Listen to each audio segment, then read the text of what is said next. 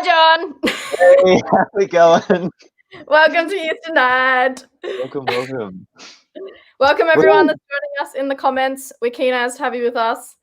I can see Melby is keen. Oh, Woohoo! Super keen. That's what we like to see. That's right, yes. Good John, stuff. to kick us off tonight, I thought it'd be great for us to introduce ourselves with a little game of two truths and a lie, but based off our week. Okay, so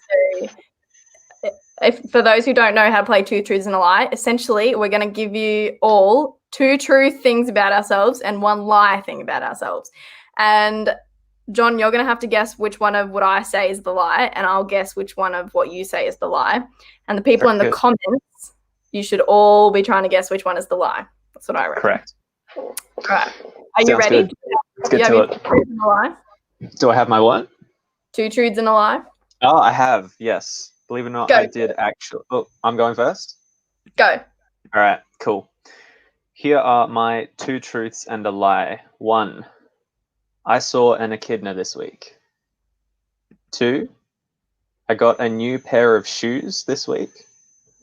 Or 3, I learnt in a genetics like online practical class how to distinguish between male and female members of the like model genetic species Aspergillus. It's a fungus. Holy moly. Wow. Take a guess. What do you reckon? It's tough. I don't know if anyone in the comments can help me out what they reckon. Do you reckon it's the fungus? Was that a fungus? Is that what you said? Yeah, Aspergillus. Yeah. Aspergillus, wow. Or bought new shoes. Or what was the other one? I saw an echidna. Oh, saw an echidna. Tricky. I mean, we're doing a lot of walking these days, so it would be possible for you to see an echidna, I guess. You are studying things related to fungus, not necessarily fungus, but related, I suppose. Yeah. I suppose. New shoes. I mean, lots of ISO buying, so very possible. Okay. Oh, Megan's saying number 2. Okay, Noel's saying it's shoes. So that's 2 votes for shoes, eh? 2 votes for shoes. Okay, look. Oh, there's another one for Megan's voting for shoes. There we go. Okay, look, I'm just gonna go for it. I'm gonna say that your lie, because it was so elaborate, is number 3. Oh. Well, yeah, it was. That's really disappointing. But good guess. No way. Yeah. Oh gosh. But here's why: because there isn't actually male and female members. Well, I think there's for what we learnt about, there aren't male and female members of the species Aspergillus. So that's a really fun fact for everyone. Wow, there you go. Whip that one out in biology. Wow, very interesting. Joel saying, JJ's saying hi, Kate and John. Hi, JJ. Hello. How's it going? To see you. Make sure everyone keep commenting the whole way through the night because we would love to keep interacting with you. Okay, are we ready for my 2 truths and a lie? I am. Okay. Here we go. Number 1, I ate Macca's for breakfast one day this week. Big call. All right. Number 2, I wore my hoodie for 2 days straight this week. 2 days straight. All right. Okay. Number 3, I went to the vet this week. To the vet. All right. Well, a large part of youth leading is eating McDonald's, I won't lie. So that's like moderately believable. And also ISO, guess it makes sense if there's a Macca's within 5 Ks of your home. If not, I hope it's not the first one. Or I hope it is the first one. Second was Udi for 2 days. That's a long time. But you do love your Udi. So also possible. Number 3, vet. You do have 2 dogs. We've got some votes. Okay, we've got a vote for number 3. Got a vote for number 3. Yep. I think we have a vote for number 1 as well. Yep, got a vote for number 1. I think that's all the votes we've got so far. We have a vote for bok choy. Definitely not this week. Definitely not. Well, my mum made bok choy, but that's irrelevant. Are there any more votes? Because I'm not too sure. There's a vote for Dory. I don't know where Dory came from, but I guess Dory's an animal, so that leads to that. Yes. Macca's from Knoll. Yeah, I don't know. I feel like vet is a truth because it seems kind of boring, and I don't know if you would have put it in if it didn't happen. Hoodie for 2 days straight. I'm not too sure. And Macca's for breakfast. That could be a fun trick where you like had it for lunch. I think I'm going to go with what Jackie and nobody else is saying and say that Hoodie for 2 days straight was a lie. You're correct. Nice work. It's definitely something that I would do, but I didn't do it this week. No. Not this week. There's always next week. Yes, there is. Oh dear, good fun. Well, to everyone joining us, whether you're in your Connect groups or joining with us online, we have a game that we would like to play with you all. It's a game called Taboo, so hopefully we all know how to play. Essentially, John, I'm going to be versing you, and I am going to have a team, and you're going to have a team, and we have to try and convince our team to guess what we're trying to tell them without saying the word or any other of our 3 no-go words. Yes. So our team, if you guys that are joining us want to be on our team, you need to either grab the link off your Connect group leaders. So if you're in your Zoom Connect group, grab the link off your leaders to jump in and join us. Or if you're joining us in the comments, we would love for your comments to help us with this process. So if you're joining us in the comments, you're going to be on the team of whoever it is that is playing at that time. And if you join us in the stream, you are going to be on one of our teams. So let's see if anyone's going to jump in and join us on the team. Also, let's just have a bit of a vote in these comments. Who do you think is going to win most points? I think it's me. Well, you know, I don't think you're doing a science degree, but that's all right. But I work with people, so maybe that gives me the advantage. I also work with people at My Woolies Coringle, so... Oh, true. And it's pretty intense at the moment, so... Although we're actually just doing online, so I don't work with people anymore, but that's okay. Well, then there you go. Maybe I have the advantage. Maybe you do. Mel doesn't seem to think so, though. Mel B reckons it's John. I'm cut. That's really kind. Another vote for John. What? We have a vote for Kate. Unfortunately, Kate. What? Are you saying unfortunately? Unfortunately. Megan says me. Thank you, Megan. Thank you. Jeremy says me. Oh, yeah. Thank you very much. Oh, nice. Dory, Team Dory. Another Dory. Yep. Yeah. Another unfortunately, Kate. All right. Here we go. Well, I do have one point of clarification. Yes. Is it a minute each? Yes. Each round. Too good. A minute. And we're going to only do a few rounds, either a few rounds or once we run out of our potential words to guess.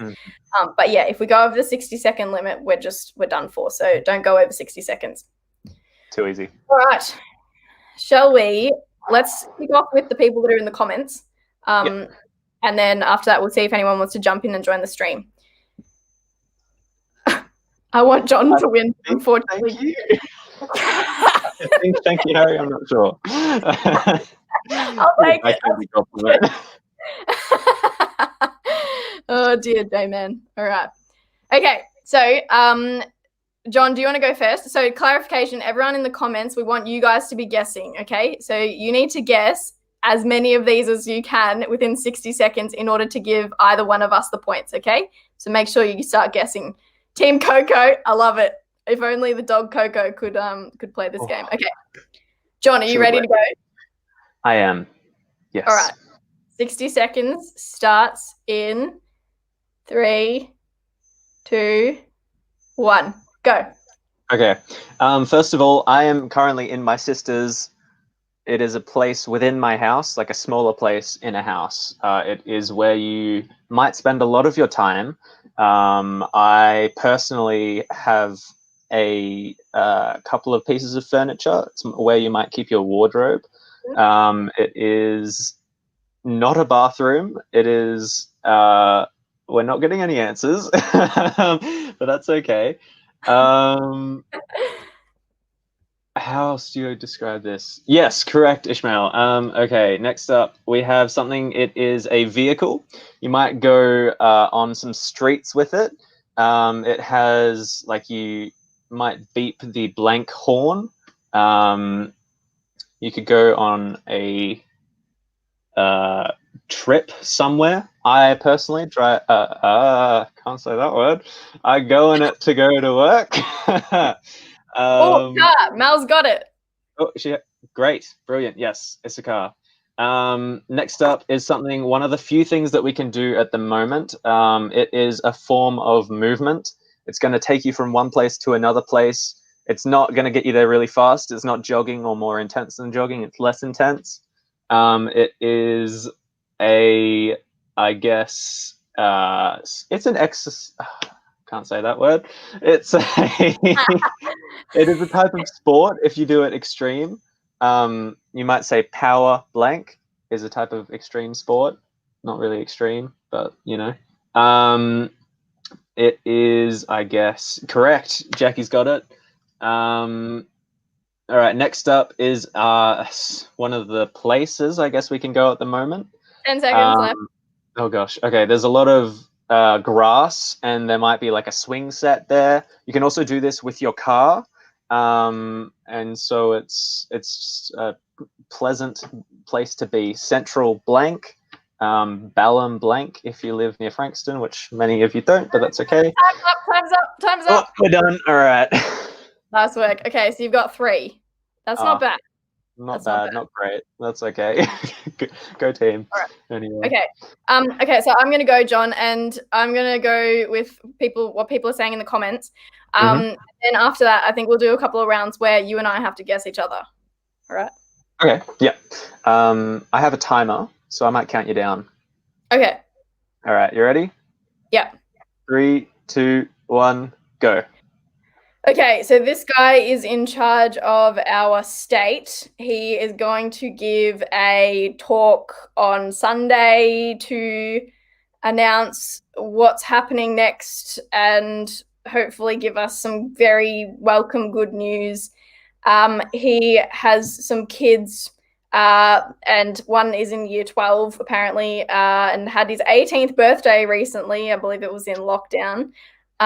Yes, he is in charge of our state, though I can't say too much more. Oh, I think Mel's got it.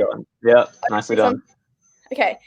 We just talked about this thing earlier. It's very fluffy, and it has sleeves, and I would wear it instead of my doona when I'm chilling in life, such as cooking or sleeping, but it has armholes and I did not wear it for 2 days straight. It's very comfy. Mine is red. I don't know if that helps anybody. We got it. Someone's got it. Yeah, we got some votes. Nice one. Okay, do I have time? Okay. Ding-a-ling. Oh, no! One more time. That's it. 2, and you're on Good 3. try. Okay. All right, fine. No, it's hard with the lag. It is hard. It is hard with the lag. Oh, blanket. That's a pretty good guess. Okay. Blanket is a good guess. All right. Okay, so I'm going to guess this time, John. All right. So yes. Counting down. You have 60 seconds. I need to guess as many as I can. However many I get to guess, you get the points for. Okay, ready? 3, 2, 1, go. Too good.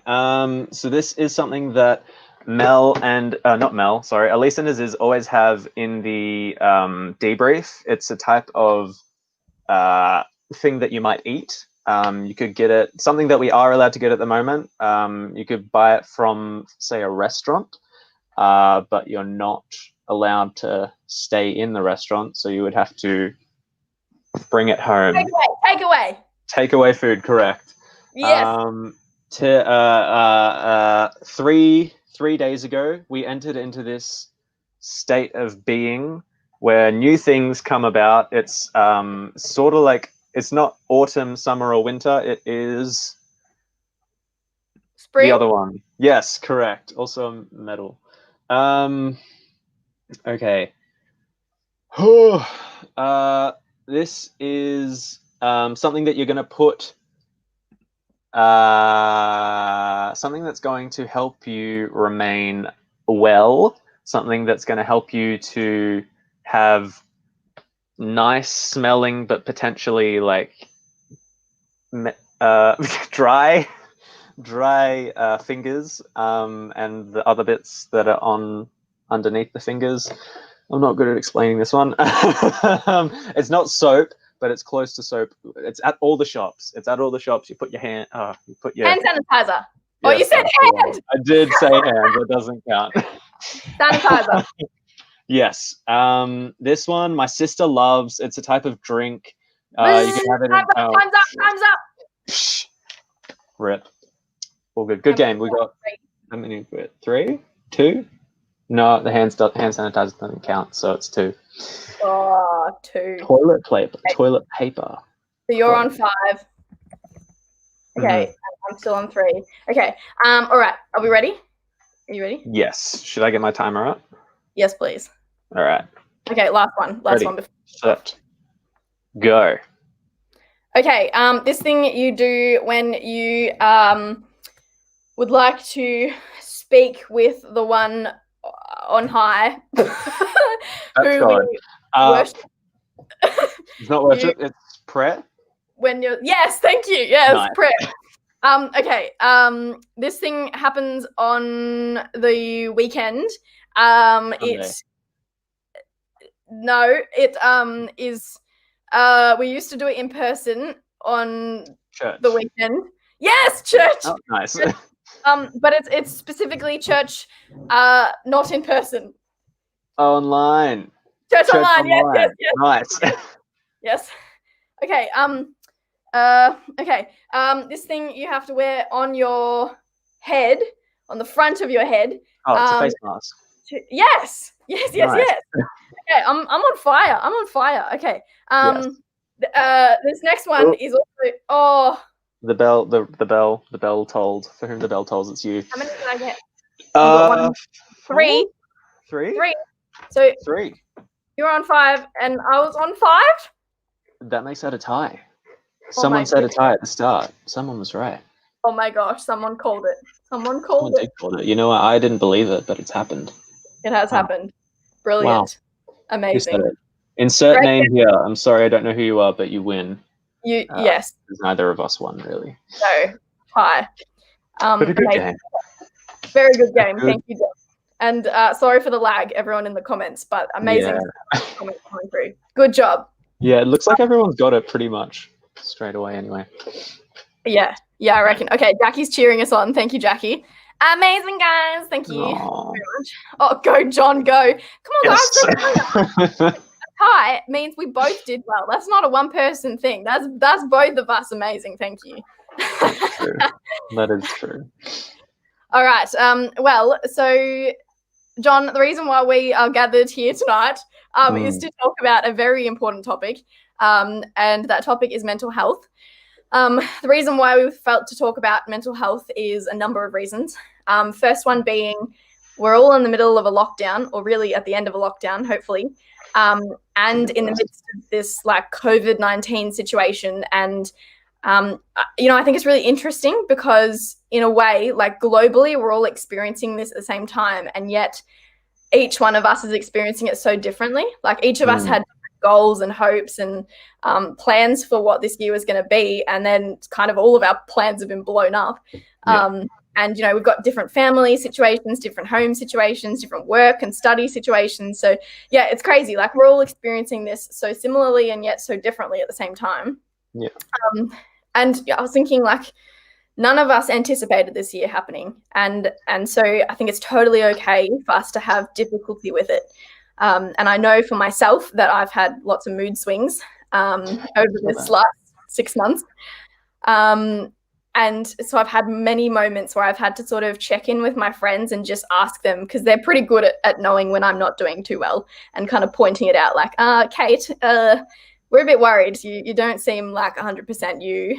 So I've had to check in with them a few times and just make sure that I'm okay, and when I'm not okay, have them give me the courage to sort of make the right, move to try and get some support and help. So I think this is a perfect time to have this conversation, because I think it's so important to have conversations around mental health. And so I'm grateful for every young person and yourself for joining in with this conversation tonight. So I'm really looking forward to it. And I think it's a really important conversation for us to be having. Sure. A couple other things. Next week is Are You OK Day on Thursday. So for those who don't know about Are You OK Day, it happens every year. It's a day to remind us that we should be checking in with one another to ask the question, are you okay? And it's something we should be doing every day. But this is a day, once a year, where we actively remember we need to make a conscious effort to be checking in with our mates. So I'm going to chuck a little video up that explains a little bit about Are You OK Day this year. And then we're going to move into hearing from some of our youth leaders in a bit. Here we go. What do you do if you ask someone, are you okay? And they say no? Any ideas? Anything? Hello? There's more to say after Are You Okay? Take time to listen. Encourage them to take action or find support. And remember to check in to see how they're doing. Learn how to keep the conversation going at areyouok.org.au.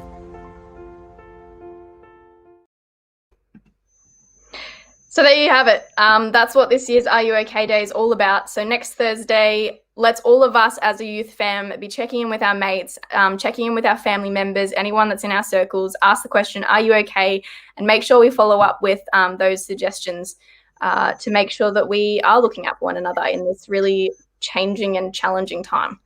And then lastly, before I hand over to you, John, I just wanted to mention Self-Care September. So I heard this name in the last couple of weeks and I thought, hey, let's use that. That sounds pretty good to me. So I'd love to put the challenge out there that we spend September as Self-Care September, which would include absolutely our mental health. And so checking in with ourselves to see how we're going and how we're traveling and doing what we need to make sure that we are heading towards healthy mental health. So over to you, John. Awesome. Self-Care September. I love that. That's so good. Yeah, and it's also great that this year's Are You OK Day is about sort of what happens afterwards, because it can be difficult to know what to say. But it's good to ask questions, and as such, we are going to have after a series of we're going to have a series of videos from each of a few of our youth leaders, just sort of describing their life experiences and journeys with mental health. And in the spirit of asking questions, we're also going to have some Q&A time after that, where you guys can pose your questions to our youth leaders. And then at the end of the night, we're going to have a bit of drop-in Q&A. So use the chat to think of your questions and submit them during the videos. Please, keep sending in questions throughout the videos, and then we'll have a chance to, see you in person after all the videos are done. So without further ado, we're going to go through and get started on a nice little video from Will. So take us away, Kate. Hey everyone, it's Will here. Today I'm going to talk a little bit about my mental health journey and some of my struggles. In particular, I'm going to share about depression and anxiety. If you don't know what depression is, I think the movie Inside Out does a very good job and does a very creative job of demonstrating what depression is, where your mind and emotions are just hardened and you become lost in a dark place. As a result, your everyday life is affected. I really started struggling with depression several years ago. I think I was still at uni, probably in my second or third year at that time. And long story short, I was in a messy situation with this, let's just call them group, where I ended up being really hurt and I was cut off from that group. And that resulted in a very long string of days of me just becoming very depressed. And on a lot of days, my mind just felt like exploding sometimes. It just affected everything I did. At uni, I became very distracted. My grades were really going downhill, and to be honest, at that time, it just made me just didn't really care about anything else. If you have a look at my uni marks at that time, it's absolutely outrageous. Like, not a fun thing to look at. And I could go on and on about all the other issues that this was causing. But that's on the depression side of things. I've also struggled with anxiety, and in particular panic attacks. While depression is more about reacting to the past and present, I think anxiety is probably more about reacting, and usually with fear, toward what may happen in the future. But like depression, it can be quite debilitating. I started experiencing all these panic attacks and all these anxiety attacks shortly after experiencing depression, and it's not a fun thing to go through. I was having regular panic and anxiety attacks, and at times it was like every single day. Looking back, and there's only a few things you can look at in hindsight, but one of the things that I've noticed about that time was that I just refused to share what I was going through with anyone else. I just kept a straight face all the time, and I just sucked it up like a man. I was also very bitter, and I did not want to forgive. And I was also very insecure and had a very poor identity. So meaning that my worth was always based on my failures. My worth was always based on everything me or someone else did wrong to me. And my worth was also based on what other people thought of me. And most of the time it really was just that I cared about what I thought other people thought of me, and the reality was that they probably didn't think of me at all. But that really created a lot of jealousy and envy as well, and also created just a big internal struggle and a cycle that was very hard to break. It was only when I was going through all of these issues where Jesus just became much more than just a figure. Like, he was all of a sudden something real to me, and he filled this void and hole that I had.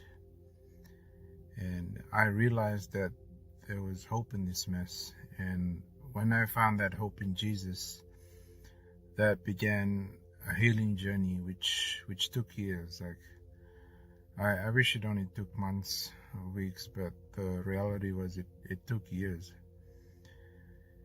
And over those years, I've tried a couple of different things, and not everything worked for me. Apart from the spiritual stuff, like prayer, one of the things that really worked for me was having a really close group of friends who I could be vulnerable with.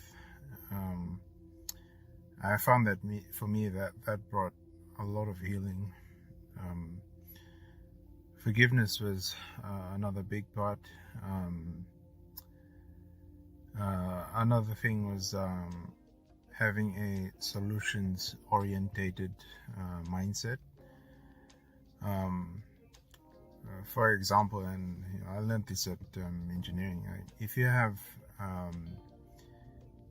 a methane gas leakage in a gas cleaning plant, you can complain and complain that the gas is leaking. You can try to find who to blame and who caused the leakage and whatever, but at some point you have to fix and stop the leakage, because if the methane gas ignites, it will explode and possibly destroy the whole plant. So if you keep focusing on the problem doesn't get any better. At some point you have to focus on solutions. And this year, one of the biggest things that's really helped me is exercise, regular exercise. Maybe for the last 3 or 4 months, I've exercised every single day for only about half an hour, but that's really all you need. I don't take any days off, and that's been really a big game changer for me. I found myself just having more energy. I feel more motivated, and my outlook throughout the day is just much more brighter than usual.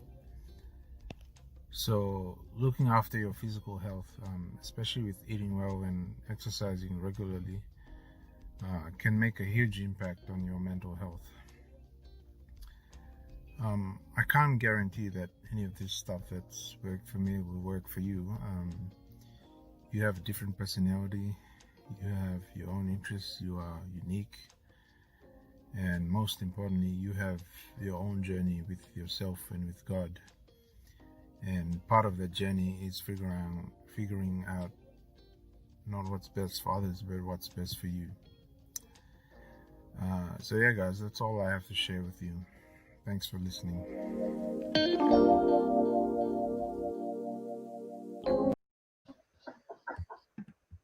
Amazing.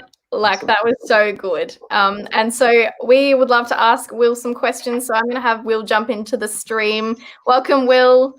Hello. Hello, how are you guys? Good. We're good. I just want to say thank you, Will. Whilst people in the comments are getting ready to ask some questions in the comments, I just want to say thank you, Will, for your vulnerability and for your honesty and authenticity in sharing your story. That's some very intense stuff that you have experienced. And I applaud you and I thank you for your courage in sharing with us. Thank you very much. No worries.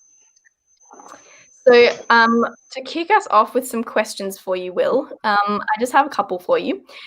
My first question is, you mentioned very briefly in your message that you sucked it up like a man when it came to your emotions and coping with mental health. I wonder, what would you say to encourage anyone, but also this stereotype of men sucking it up? What would you say to encourage people to go beyond that stereotypical expectation and seek help? Well, I think it's a good thing to be vulnerable, because when you are being vulnerable, you help others to be vulnerable as well, and then you realize that other people are going through the same thing, and so you are not alone. Yeah, awesome. Thank you so much, Will. And just whilst we're waiting for any more questions to come through, there's a few really lovely comments. Let me just pop them up. Mal saying, so brave, love your story. Actually, she's got a question. Can I ask why you didn't tell anyone in the beginning? Yeah, just afraid of judgment, I think. Yeah, that was pretty much it, really. Just a lot of shame and judgment across what I was, and I thought people were, just gonna really shame me or whatever, if I told anyone about it. I'm so sorry. It shouldn't be the case. Yeah, it was actually like only after a year, after it happened, then I actually started telling someone. So a year is a very long time. Wow. Not a great year, I would say. Wow. A couple of other comments here. So good from Noel. Liam and Jeremy, you're awesome, Will. You are awesome, Will. Another question for you, Will. And yeah, thank you for being so vulnerable with us. The question is, how did you find solutions and help? I love that you mentioned about a solution mentality. How did you find solutions and help? Like, did you talk to a friend or see a counselor or chat with your GP? How did you make that sort of move in that direction?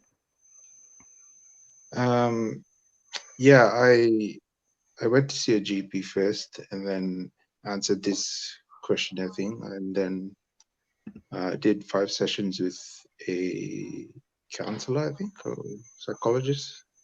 Yep. And yeah, that was at the start. Did 5 sessions with the psychologist. Probably the most helpful thing I got out of that was he showed me how to do what was called diaphragmatic breathing, I think. So Yep. it's essentially just deep, slow breaths, and that'll help you slow your heart rate and everything. And yeah, I listened to like a ton of podcasts, ton of videos, and you know, it's sort of a journey. Like some things worked and some things didn't work, and I'm glad I could say I am in a much better place now. So yeah, it's just a bit of a journey, like through asking friends and listening to videos, watching videos, podcasts. Yeah, a whole bunch of things really. Wow. And I thank you for sharing sort of like the challenge that journey can be of actually taking that step of finding some help and finding some solutions. Because I know from my own story, but also from talking with other people that can be really hard to take those first few steps. So thank you for sharing those steps that you did take to seek help and support. We've got probably one last question. If it's not, if another question pops up, we'll take that as well. But otherwise, if this is the last question, Liam asks, have you found it hard to exercise every day, getting the routine that worked for you? Because you mentioned that exercise is something really helpful for your mental health. Yeah, I found it hard probably at the start, probably the first few weeks. But after that, I mean, it's just become such a normal part of my life that, you know, I just don't even think about it. It just happens like that. I just do it. So it's not really hard once you get into a rhythm. It's hard at the start, but then you have to overcome that. Yeah, it sounds like almost like forming some healthy habits, like that process of like, what does it take? Like 21 days or something to start to form a habit. It sounds like that to me, that you've sort of spent this time forming this really healthy habit that helps your mental space. Would you say that that's true? Yeah, that is true. Yeah. And yeah, like any habits, it's always hard at the start. But yeah. Well, thank you so much, Will. Thanks for sharing with us. Thank you for answering questions for us, and for just sharing your journey. I really appreciate it. Thank you so much. Yeah, thanks, Will. No worries. Thanks for having me. Wow, John, we are honestly like, this is the first video of a couple, and so like, it's an absolute treat to hear these people's stories, isn't it? Yeah, it's really, really powerful stuff, right? Yeah, absolutely. Well, without further ado, let's head into our next video, which is Elise. Yes. All right, here we go. All right. Hi guys, thanks so much for joining me tonight. Today I'm going to be sharing a little bit about my sort of mental health journey and how I kind of like got through it. So we're going to start in year 9. That's kind of when everything sort of came about, I guess. So in year 9, I was quite an insecure person. I was insecure in myself and my body, and I had insecurities in like my friendships because I felt that people were just friends with me out of pity, and they just felt sorry for me. They didn't actually like me. So in year 9, my best friend in year 8, she like made some new friends because she was in a different class, and I just kind of felt really hurt by that because I felt like she was replacing me. And so that kind of started my sort of downward slope, I guess. I was also put on medication in year 9 for my acne that causes depression. Like side effect was depression as well. So yeah, no big event kind of happened in year 9. It was more just like a slow kind of like decline of like low moods and not feeling like worthy of like anyone, if that makes sense. So then we switch up into year 10, and year 10 was a really tough year for me. A lot of stuff happened and it caused my mental health to drop dramatically through each event. The first one was the first time I ever drank, but I was with my friend Eliza, and because I wanted to be her friend so badly, I kind of let her speak into my life and like influence me to do things. So yeah, she was like, let's drink, and I was like, okay, and I drank way too much that night. That was a really tough time for me because I remember all of the people there being really upset with me and angry with me for doing it, and I didn't understand why I did it. I think I just wanted to be like fit in with my friend.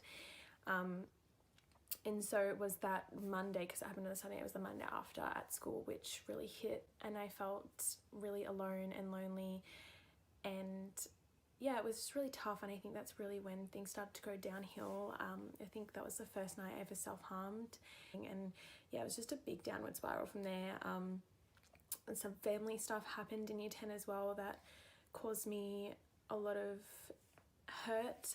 My brother left, and him leaving put a lot of strain on, you know, my family, because we didn't know where he was, and I didn't show that it affected me, but I think it really did. We weren't super close, but you know, it was still hurtful to not know where he was, and just like the fact that he was gone was really sad. When I started getting into some drugs and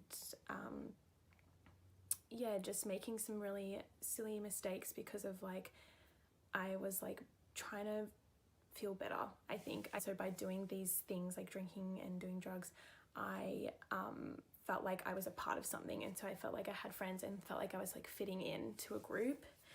And yeah, I think what I didn't realize at the time was like, that's not where I should be getting my joy and my love from, and that I should be getting my joy and my love from God. But unfortunately, I didn't really notice that at the time, and I kept going through those motions and making those silly mistakes, and I just felt like that I was too broken because I'd made so many mistakes and I didn't know how to come back from them, because I was like lying to my parents and everything like that. And yeah, so it was really tough, but it was in year 11 which things started to, it got a lot worse before it got better, but I did start dating Aziz in year 11, and I'm not saying that a relationship is like the way to fix your mental health, because it's definitely not. I just think God placed Aziz in my life at his perfect timing, and I really saw Aziz as like God showing me his unconditional love through Aziz, because I was a mess in our relation, like the start of our relationship. He stood by me and stuck with me and supported me throughout that, and I realized that I had something so great in my life, and I started to feel loved and wanted and special. And what got me through was you know, having friends and people that loved me surrounding me, and who were really godly people and giving me support, and also just God.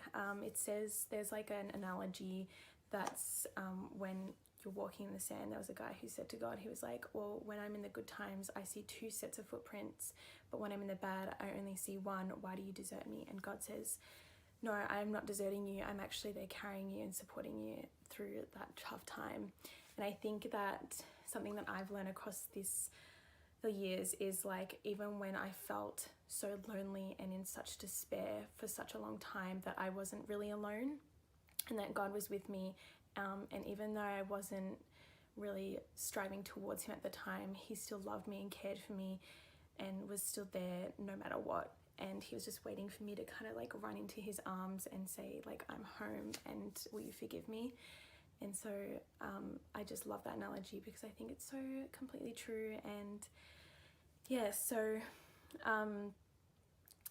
I did get a lot better, got through those really tough times, and you know, mental health is a journey, very up and down. I still have my good days and my bad days, but I think for me, something I've learned through that time is knowing that support is really important, and you need lots of different types of support in your life. So something that I've learned is support from my family, and especially my parents, and I didn't have that because I was lying to them a lot, and that caused obviously a barrier that they didn't know that was there, that I didn't realize until I started becoming truthful with them. And yeah, so that support's really great. Friends from any type of walk of life, like church friends, school friends, and you know, God as well, that really supported me. And something that I wish I had done when I was in that struggle town, when I was struggling a lot, but then I have done now that I'm older, I feel a lot more comfortable with it, going and searching for like professional help. So I've actually gotten a mental health care plan a couple times, and you know, going to see psychologists, and they're really helpful. They're there to help you. I found it really hard sometimes to let people know I'm not doing okay, because I feel like I have to be strong for everyone else. So if that's the case, like going to professional, that's like what they're there for. Like they've chosen to do that journey with you. So yeah, I would definitely encourage anyone who may be feeling very low for like long periods of time to research out and speak to a GP and find a psychologist that works for you, because I think it would have helped a lot in my journey to have a professional to speak to give me like advice and some strategies to help. But yeah, so thanks so much for listening. I'm so happy that I got to share this little snippet of my story with you, and I think we're doing questions, so if you have any, please feel free. Thanks. Awesome. How good's that? Very good. All right. So while we're waiting for Elise, I might just mention that I love that the footprint story. I think that's a great like allegory. I think it's awesome that to remind us that we're never actually alone, no matter how it kind of feels sometimes.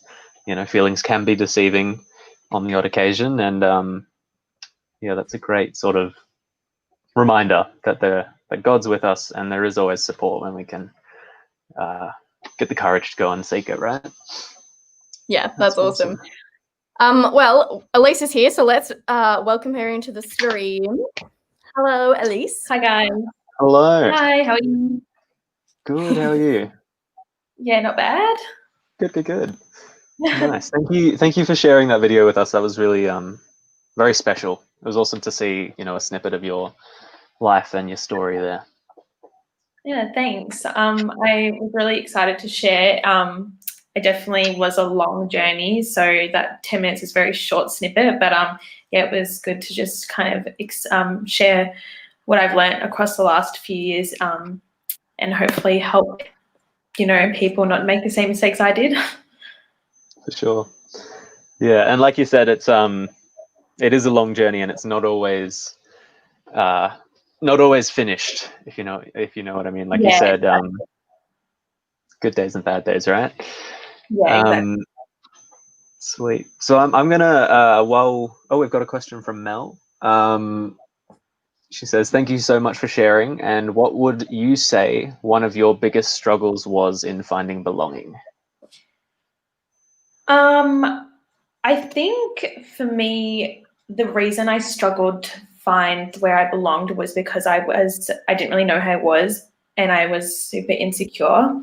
And I think that it was more just me, because I didn't know those things and didn't feel comfortable myself. I didn't really know like how to like be myself, and like I didn't know, so I would kind of just try to copy other people, I guess. And I think that's why I couldn't find where I belonged, is because I didn't know who I was, so I didn't know who I like would interact, like really like who I'd connect with and stuff like that.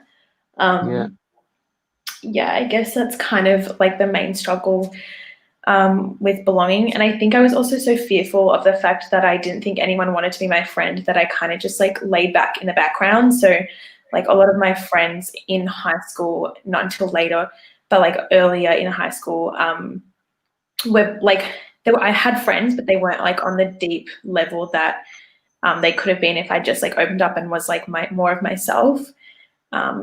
So yeah, I think that was the main struggles, I guess, with it all. Yeah, that can be. I mean, it's scary being vulnerable with people, right? Yeah, definitely. Yeah, like you said, I think insecurity. I think that's a really common sort of thing to struggle with around that age. Insecurity in yourself. Can I ask, like, what changed that made you less insecure, and what sort of made you realize who you were, I guess? Yeah, I think for me, I kind of, obviously I wasn't happy. And so that kind of led me to kind of question those reasons of why I wasn't happy. And I did realize a lot of it had to do with the fact that I hadn't really like properly like sought after God and a proper relationship with him. And I think that's kind of how I found who I was and like my identity in Christ, and helped me a lot just understand who God wanted me to be and who I was and how he made me. So I think just actually pursuing that relationship was one of the biggest things, but also just having friends who allowed me and I felt like I had a safe place, and that was always my friends at church. So the people that I'm still friends with today were always those people that gave me that safe place to not question things that I did, and just like allowed me to be like stupid and, you know, silly, like that sort of side of me. Whereas at school, I felt like if I was to be that person, I'd feel like judged. So yeah, having those friends and learning that that was okay and that was who I was kind of how I found that as well. And also just like learning that the friends that you feel judged from aren't really your friends. And like, so yeah, that's kind of how I did. Yeah, I guess. Yeah. Listening to the way that you feel with the people that you're around, right? Yeah, exactly. Nice. That's very cool. I remember you mentioned. Oh, and if anybody has any questions, shoot them into the chat. We'll get to them. But I remember you mentioned when you started kind of sharing a bit more with your parents. You said you didn't realize that there was that kind of barrier that they also didn't realize was there. Was that scary? Like sort of sharing and breaking that down? Yeah, I think for me, it was a very slow process. I realized that like lying, you don't think it's that bad. I don't know, like that's how I thought. I'm like, oh, it's just a little white lie, like it's not going to matter, sort of thing. But it actually really did a lot of damage to my mental health and to the relationship between me and my parents. And the way that I kind of saw that was because there was a lot of fighting and mistrust, obviously, because I was lying. Even though they didn't like know, it's still there. Like my parents are very smart and like very wise, and they just have like the vibes. So they like know when things aren't right, and they know that sort of stuff. And so, yeah, there was a lot of frustration and lashing out at them all the time. And I realized that the reason I was having like poor feelings towards them was not because they were doing anything wrong, but it was actually because I was putting this barrier of like lying and constantly lying and doing the wrong thing. I would say opening up wasn't super difficult. It was kind of more of I think I just opened up about general stuff to begin with. So like instead of lying about where I was going or who I was hanging out with, I'd just be honest, and just like that's kind of how it got there. And then I'd say with, you know, opening up with some of the things, it was kind of more like I would just say it's like a slow process of just slowly opening up about the small things and then slowly getting to the bigger things. And I think I opened more up about those bigger things when I was a bit older and I had an understanding and they had an understanding. But I definitely think it's important to be open with your parents, because you know how they always say like, oh, you can tell us anything, blah, blah, blah, but you kind of don't feel that way because you think they're going to like judge you and like stuff like that. Yeah. I wanted to say that that's completely not true. Like my parents were like really really forgiving and able to really hear me out and like understand. So I would just like encourage anyone that if you feel like you need to like let your parents know about things but you're too scared, then just to really just trust that they actually do love you and they care for you and they just want the best for you. So that's why it's good to just like open up and have that more of a stronger relationship in that way. So yeah. Awesome. Yeah. Small steps, right? That's super cool. Kate, if you want to chuck up one of Mel's questions. Yeah, we've got Mel says, so cool. Do you feel that you've got more stable relationships now? Yeah, I definitely do. I think one, I've had the friends that I'm friends with now, I have had pretty much since like year 9. So it has been a long haul. I would say, how many years is that? Like 6 years? Yeah, about 6 years, most of my like close friends, if not longer. So I definitely think they're a lot more stable because I've learned to be more honest and open with them and just be more transparent. So just like opening up and, you know, talking about how I'm going and also doing it for them as well. So like vice versa, like supporting them through their tough times. And also just having the same sort of like values and stuff like that. So some of my closest friends are from church because we have very similar values. We spend each weekend together and we're there to support each other. But I also have really close school friends. Like some of them weren't always close when I was in high school, but like now that we've gotten older and like matured and respecting each other more in like that sort of sense of like deepness and vulnerability, it's really like grown and like flourished in our relationships. So I definitely have a lot more stable relationships now, which really helps with my mental health and know that I have people there to support me and that love me no matter what. So yeah, having a network you can kind of rely on exactly. makes it easier. Definitely having a good social network is really important, I think, to have that support. Yeah, for sure. Nice. If anybody has any more questions, chuck them up. If not, I think we'll take our last one from Mel. And she asks, what would be your advice for struggling to open up to parents? I think, sorry, my laptop's really jokey. I think for me, I find it the best thing to do is to really sit down and talk to God about it first. Pray to Him, listen to a podcast, spend some time in worship or whatever you want is really helpful for pretty much any tough conversation. It just allows you to kind of like breathe and ask God for that peace that you need before going into a tough conversation. So that's definitely something I'd recommend. And then just say to your parents, I don't know, there's sort of different types of like conversations that you have with your parents. So for me, I think opening up, sometimes it helps to be in a casual environment. So like say you're just helping your mum with dinner or whatever like that. And just kind of like bringing up, maybe starting asking them questions about maybe their like whatever you're going through, but maybe their experience in high school or something like that. And then being like, oh yeah, I'm struggling with that too, or whatever. Or sometimes it helps to actually ask, hey, I would love to chat with you about some stuff that's going on. I'm having a bit of a struggle. Can we sit down and open up? I think it just kind of depends on like your parents and like what you feel comfortable with. But I know that my parents always appreciated my maturity of like sitting down and like having those chats that are open and vulnerable, because it is really hard. So I would just say those two. I don't know if that answers the question, but that's what I would be doing. Sure. Yeah. Nice. It sounds like being intentional is a big deal, right?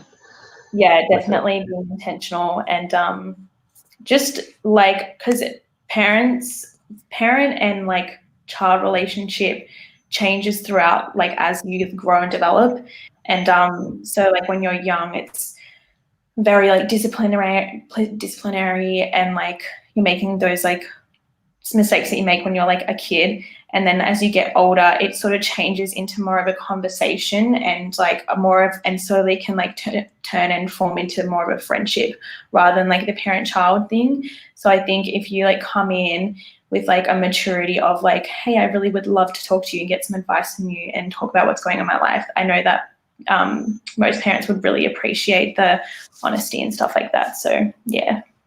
Awesome. Yeah, well, that sounds good. I think we're sort of running out of time for now, but yeah, thank you so much, Elise, for answering our questions. That was okay. and for sharing your story as well. No worries. Easy done. All right. See you later. Okay. All right. Next head up, into we'll go to Mel. Mel's bed. My mental health struggles started when I was about 13 or 14 and lasted until I was just 18, so roughly 4.5 years or so. So I would say the main cause was probably a lot of social media. Particularly, I was quite invested in Pinterest and Instagram and then YouTube quite a bit.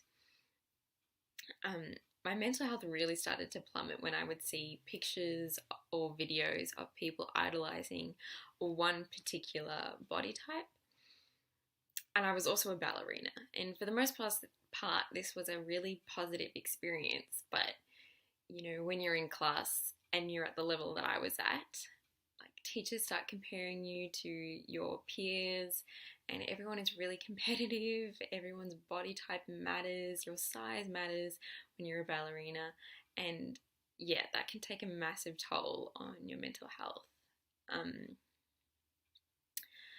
So from the ages of about 14 to 17,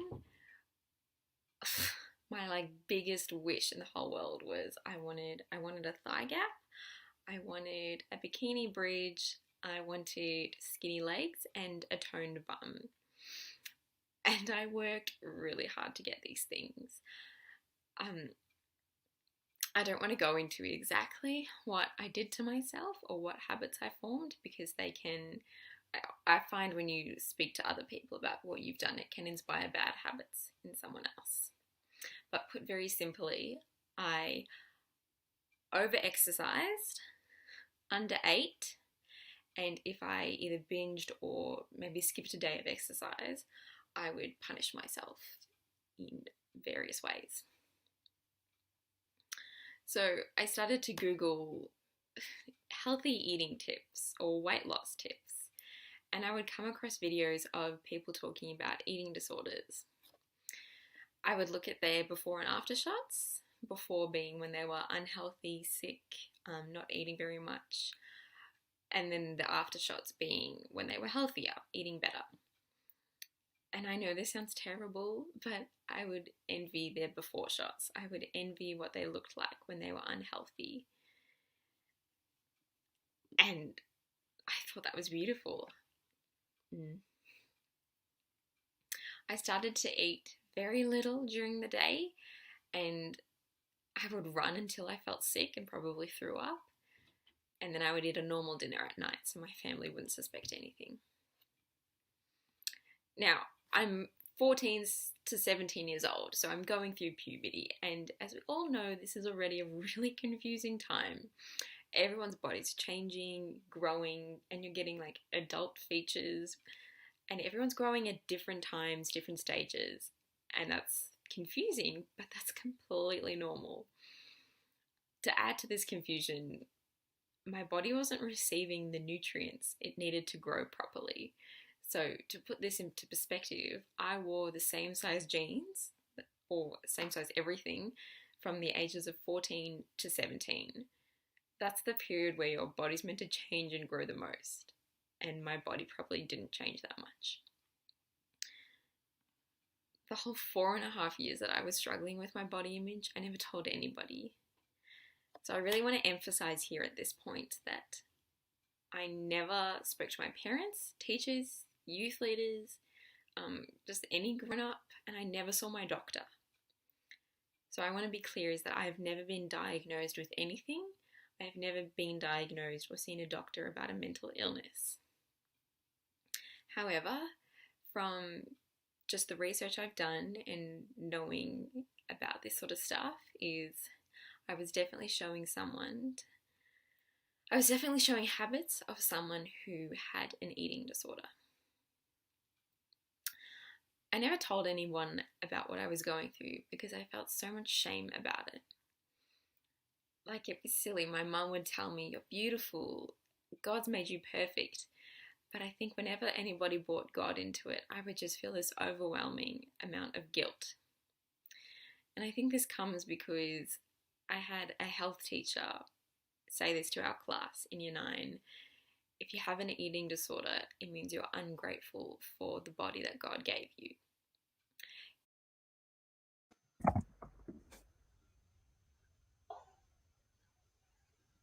Horrible. Hearing that, I think I felt so much guilt, and then from that moment on, I never told anybody. I didn't want anyone to think I was ungrateful for what God had given me, and I felt so much shame for hating my body. But I was so confused because I grew up loving God. I loved God throughout this whole process, and I didn't want him to be angry with me for hating my body, the gift he'd given me. So this takes me to the beginning of 2016. I was 17 years old. I was just starting my final year of school. I was just at the beginning of year 12. I'd been probably struggling with this bad eating habits for about 3.5 years, almost 4 years. And I was also going on my first ever youth camp. Now, unfortunately, at this youth camp, I broke my ankle and I needed surgery. And I have 2 screws permanently in my right ankle to keep my bone in place. After surgery, I was on bed rest for a couple of weeks. Now, the recovery wasn't too long, and my injuries definitely were not that extreme, but these events had a massive impact on my life. Whilst I was in bed rest, I couldn't do anything for myself. I couldn't even bathe myself. My mum would help me undress and then wait for me to call her to help get me out of the bath. And I also couldn't cook for myself. I couldn't do anything. So my parents and siblings did all of that for me. And because I was sick, of course they thought that I deserved all of the chocolates, all of the snacks, all of the treats, all of the ice cream that they could find. And they would sit with me, they would just chat with me whilst I ate my dinner or ate my snacks and lollies, and then clean up after me. So they were doing all of this for me. So they would see if I didn't eat something or if I skipped a meal, they would know. So in order to keep my secret, I ate it. I think I figured I would go on some massive diet after I was recovered. But do you know how good chocolates and ice cream tastes after you have not eaten it for 3 years?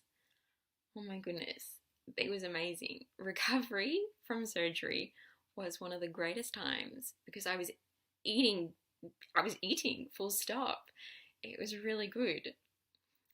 And I think I did that because I didn't have to worry about what my body looked like. No one would know if my thighs were jiggly, and I was recovering, so I figured I deserved to treat myself. But it was whilst I was sitting in bed, recovering, and just thinking about stuff, God really started to talk to me. It wasn't like an audible voice, it was more like my thoughts. But I knew it wasn't my thoughts because they were encouraging thoughts.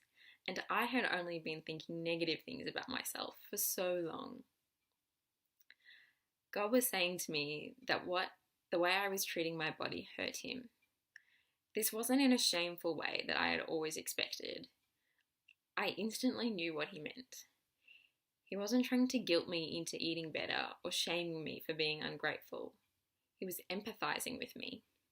The pain I was feeling, the pain I was going through from hating my body, doing harmful things to it, God was feeling that also.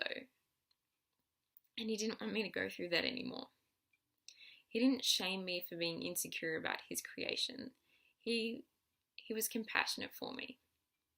And just like that, I really started to listen to all of the body confidence and encouraging words that I had been ignoring for so long. I'm still learning what it means to be healthy, and I do have to be quite conscious when I go on a health kick. I have to be careful that I'm doing it for the right reasons. But I think the biggest thing that I've learnt from this whole experience is that you just can't compare yourself to other people. We're all different, and that's how it's meant to be. But I also think you really need to talk to people when you're having struggles like this. Talk to a grown-up, talk to somebody you trust. If I had spoken to my doctor, if I had spoken to anyone sooner, I would have been able to get help way earlier, and I would not have had to deal with that for 4 years.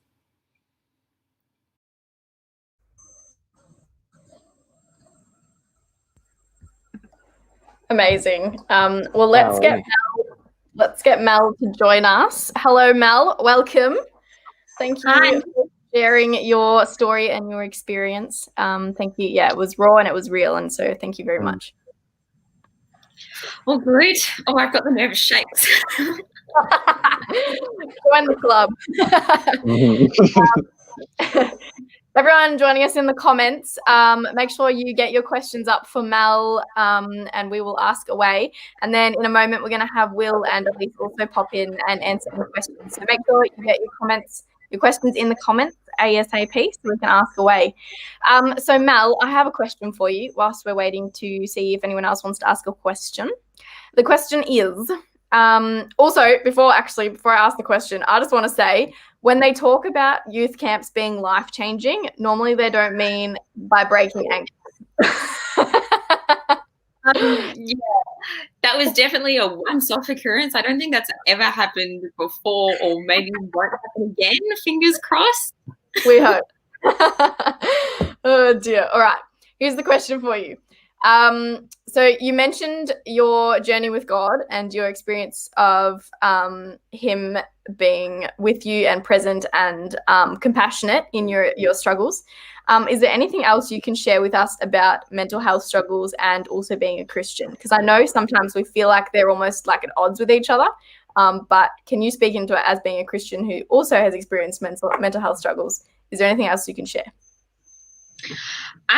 Yeah, for sure. Well, I mean, you know, like everybody says, just because you're a Christian doesn't mean like life's easy, simply put. And I think it's really naive if people say that just having like a mental illness means your relationship with God is bad or God can't use you when you've got a mental illness. I think that's nonsense. If you read the Bible, there are so many characters within it who have they've got schizophrenia, they've got depression, anxiety. Like people in the Bible, like God-fearing, God-loving people in the Bible had a mental illness. So to think that God can't use you because of a struggle you're having within your mind is just nonsense. Like that's where God can maybe even use you the most. Like he uses us broken people. He uses us when we're at our weakest. I would find that my mental health struggles has drawn me so much closer to God, and that has been like something that's really united me with him. So yeah, I think it's really important to keep in mind that, yeah, like just because you've got a mental illness doesn't mean you are less than or God isn't there for you. Like it's 100% the opposite. Yeah, so true. And so reassuring for us because I think so many of us as Christians do go through rough patches, and whilst it doesn't always present as mental health problems or struggles, but like even low days, sometimes we can feel so much shame or feel like, oh, am I like lacking in faith or something? But yeah, very freeing to hear. And I agree very much with what you said about it's totally acceptable to have bad days as Christians and to have struggles. And I love that that doesn't exclude us from God using us, but instead can be something that he uses in an amazing way. Okay, let's ask this question from Liam. do you have any verses or examples that you used to help with seeing the beauty in you being how you are? Oh, like the first one that comes to my mind is I am fearfully and wonderfully made. And like, just like it's simply put, like I am fearfully and wonderfully made. Like God made me perfect. He made me amazing. But I think also something that really has always hit me hard is 2 Timothy 1:7. And it's like a bit obscure for this context, but it's for God did not give me a spirit of fear, but a spirit of power, love, and a sound mind. And for me, that's like I'm not full of fear. I don't have to be anxious about the way I look or what my body's doing. But God gave me so much more power that overrides what my body is doing. Like when it comes down to it, I'm a soul. I'm a soul. I'm not a body. The body is just what is keeping me going through this earth. So it's important that I take care of it. But I am a soul, and I am a powerful soul that's full of love and yeah, I think that's what gets me through it a lot of the time. Amazing. Thank you so much. And I encourage all of us to find passages that speak to us in that way, that remind us who we are in the way that God sees us. So that's beautiful. Thank you so much, Mel, for sharing with us and answering those questions. Well, we're going to have Elise and Will pop into the stream now. Welcome, guys. Welcome back. Yeah, hello. Hello again. So those who are in the comments, if you do have any questions for all three of these wonderful people, make sure you get your question in soon, because we won't have long with these guys before they head off again. So make sure you get your question in ASAP. But I believe John has a question. Yeah, before you guys, well, as you guys are writing out your questions, I'll get us started. What is one small thing that each of you wish someone had said or done while you were, in your low points, while you were struggling? I can go first. For me, it's like every time I would go to tell someone about struggling with my body image, I would always hold back because I knew that what their response was going to be. Their response was going to be, "Oh, that's nonsense. You're gorgeous. You're pretty. Don't worry about it. You've got great legs." I think what's really important is that if someone is going to tell you about something, listen to them. Like, don't dismiss what they're saying. Like, I would have been so much better off if someone had said, "I'm so sorry that you're feeling like this. Like, is there anything I can do to help you feel better about yourself?" Like, don't dismiss when someone is telling you something that they're going through. Awesome. Yeah, for me, I would say something small that kind of helped was always even through everything, I was still going to church and to youth group. So I think that helped me, even though I wasn't really all for it, because I knew that I was doing things wrong and didn't feel worthy to be more a part of it. But I had my foot in the door, and so I was still surrounded by loving godly people, and that kind of without me realizing it was kind of a constant drawing in factor of hey, this is what your life can be like kind of thing, and this is how amazing God is. And I was kind of not forced into it, but it was always there. So I was able to have those moments of connection with God and connection with God's people. And I think that was one small thing that even through everything, I was still going pretty much because my parents forced me to, but I also think there was a draw for me. I also was pulled into it as well. I had this feeling that I needed to be there, as well as getting sent there as well. I don't know. So yeah, I guess that's something for me. Nice. Yeah, I guess for me, I wish I had maybe people just being vulnerable with me. With some of their issues, I found that I was just always surrounded with just people who refused to be vulnerable as well. And as a result, I didn't want to be vulnerable. And I think, yeah, I just more vulnerable people. Yeah, it's certainly easier when the people around you are vulnerable as well to share your own sort of struggles. We've got one from Jackie. Kate, if you want to pop that up. So what do you guys do when you've had a bad day filled with bad thoughts and feelings? I'll go because I definitely think I've been experiencing those up and down days a bit throughout, everything going on at the moment. And something that I've actually found a lot that's helped me is listening to podcasts, and specifically ones like preaching and sermons and stuff like that.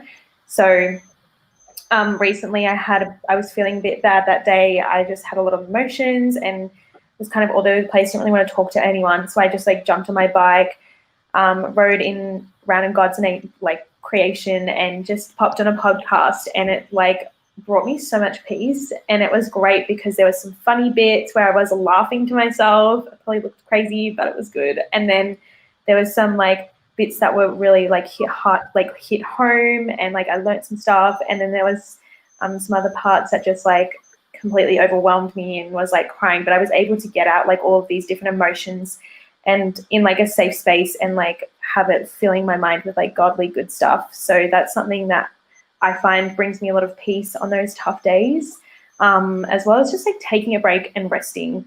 I find that another thing, sorry, I don't want to ramble too long, but another thing that I've done every now and then is just taking a break during the day from social media. Not fully off it, but I'm on it a lot, especially during now being always at home. So I just take a bit of a break and a breather during the middle of the day to just not really go on it, and that helps to de-stress and relieve a lot of of those feelings as well, because it can be just a lot all at once. So that's another thing I've been doing recently too. Yeah, for sure. We might have to leave it there, guys. Sorry if Will and Mel, either of you have any ideas, just send them in to send them to the Instagram, and we'll post them on the Instagram. There we go. That's a good idea. Yeah. So thank you, all three of you, for sharing your stories. It's been a really, I feel like a really powerful evening. I've really enjoyed hearing from each of you. It's been really special. Thanks. Thanks, guys. Thank you. Bye. See ya. Oh, we got someone. Okay.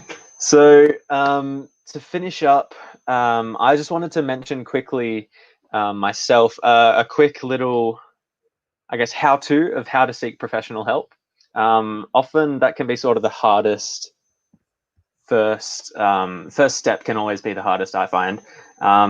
People often say when seeking mental health help, go and see a GP. Took me 5 years to figure out what a GP is, which I don't know if that's just me or if that's other people. It wasn't great. But basically, your GP is just your doctor.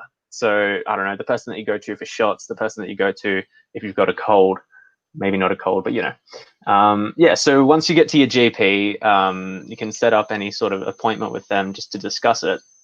You can sit down with them, have a little conversation about sort of some of the things that you're going through, what you're feeling, and maybe any of the events that have contributed to that. They will, depending on what you describe, they might give you this questionnaire that you can sort of fill out. It just sort of describes, or it gives you a chance to, I guess, put a number to how you're feeling. After that, depending on how you, I guess, score on the survey, they will set you up with what they call a mental health care plan. And we're really lucky in Victoria because this mental health care plan is, I guess, sort of redeemable. It gets you 10, or depending on your case, gets you up to 10 government paid for sessions with a professional, depending on what you need. So that might be, a psychologist, dietitian, counselor, psychiatrist. But yeah, so then you then take the next steps and find the right psychologist for you, or the right professional for you. The doctor will help out with that.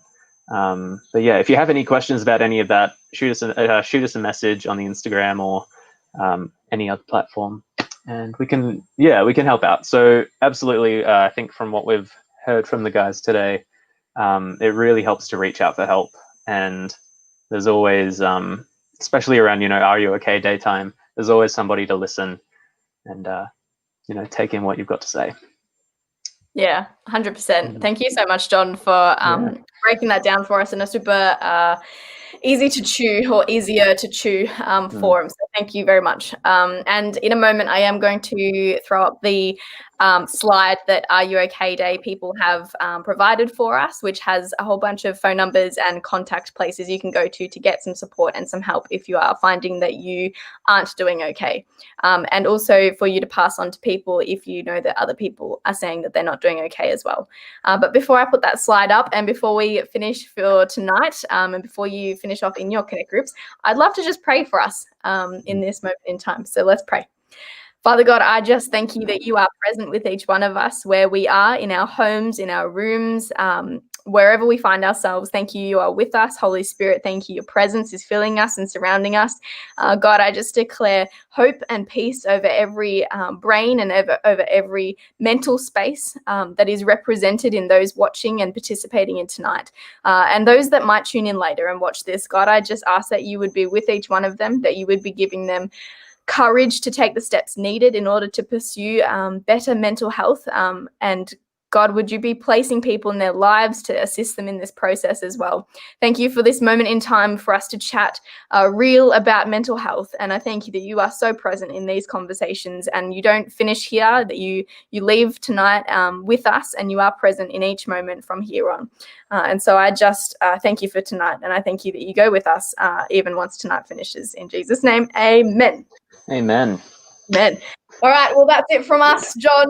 And I am going to say goodbye and throw up these contacts. So thanks, everyone, for tuning in. Make sure you stick around in groups. And, we'll see you soon. See you then. Bye.